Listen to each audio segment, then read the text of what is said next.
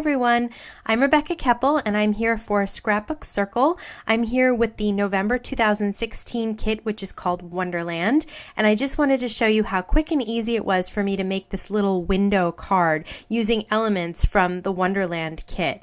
And specifically, I used the PinkFresh acrylic shapes for these window cards. They make it really easy because the window shape is already created for you. For the circle card, I used a die to cut the shape, but for this card, I'm going to actually use a punch. I'm going to show you how you can do that really quickly and easily. So I have a piece of pattern paper from the 6x6 paper pad from PinkFresh that's also in, I think, the add-on, and I have a card base that's 4 1/4 by 5 1/2, and I'm going to grab a square punch here, and to tell if it's the right size, I'm going to punch it out of a piece of scratch paper, and you can see that I have a larger square on top and a smaller square on the bottom, and the larger square is too big because the acrylic shape fits right inside. There's no overhang, so when I glue the two pieces of paper together, there will be nothing to sandwich it together. It won't overhang at all. But the smaller shape here is perfect. So I'm going to use that smaller size punch. What I'm going to do is just line up my pattern paper over my card base, make sure it's perfectly straight and there's nothing hanging over the edge. I'm going to pick where I want my window to go, and that's where I'm going to punch my shape. And once I punch out those squares, that will create a place for my window. So this is, again, just super simple. And once I have my squares punched out, then all I need to do is adhere the window down to the white card base. So I'm going to open up the card and I'm going to use some Thermoweb Memory Runner XL. I'm going to put adhesive everywhere, but I'm really going to especially put a little bit of adhesive all around the open punched window there.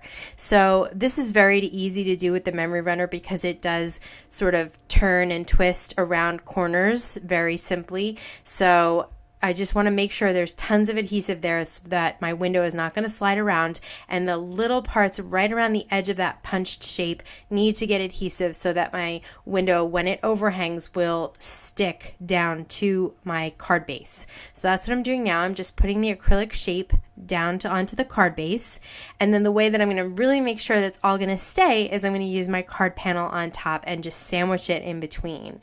You can see this is super simple, super quick and easy to do.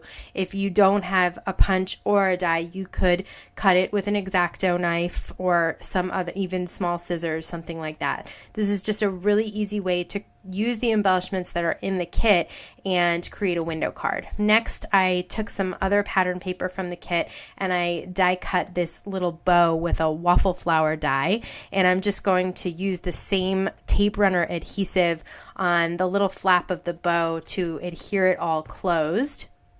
And then once I have it ready and I know where I'm going to place it on my card, I'm going to use some Thermoweb Zots that are glue dots, very easy to use. I'm going to place my little three-dimensional bow on one of the Zots, and then when I peel it off, the adhesive is on the back, and then it adheres to the card really nicely, and you know that that's not going anywhere. It's super strong adhesive. So the next thing I'm going to do is grab a couple more embellishments. I have the chipboard alphas from PinkFresh in the kit, and they also have these little stars, and they're super cute because they're that pretty blue with the gold foil lines on the outside, and I just love them. So I'm going to grab a couple of those and put those down as well, and just make sure that everything is really adhered and stuck down and that my window is nice and adhered as well. And then once that's done, I'm going to grab a couple of stickers from the kit. They have these crepe paper stickers, so there's a really pretty pink one that I thought would go well, and then a little snowflake that I'm going to put right on the edge of the window there because I really like something kind of hanging over the window. I think that looks really cute. So that's my window card. I hope you'll try out this really quick and easy technique for your holiday cards. Thanks so much for stopping by.